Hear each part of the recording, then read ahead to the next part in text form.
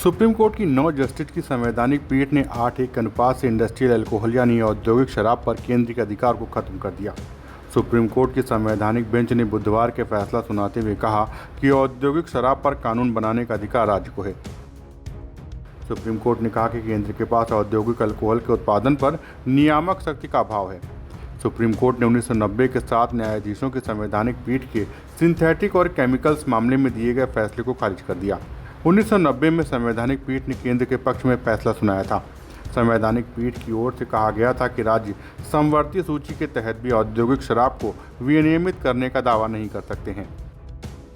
वहीं सुनवाई के बाद फैसला सुनाते हुए सीजेआई डीवाई चंद्रचूड़ ने कहा कि औद्योगिक अल्कोहल पर कानून बनाने के राज्य के अधिकार को छीना नहीं जा सकता।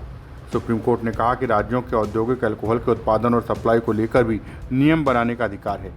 फैसले में कहा गया है कि उपभोक्ता इस्तेमाल में आने वाली शराब से जुड़ी कानूनी शक्ति राज्यों के पास है।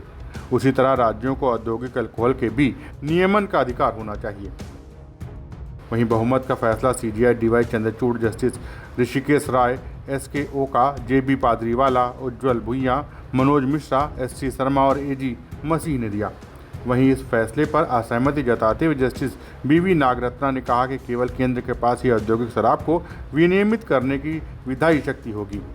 वहीं इस फैसले में याचिकाकर्ताओं की ओर से कहा गया था कि जीएसटी लागू होने के बाद आय के अहम स्रोत के रूप में इंडस्ट्रियल अल्कोहल पर टैक्स लगाने का अधिकार काफ़ी अहम हो गया है। Bureau report, Dastak times.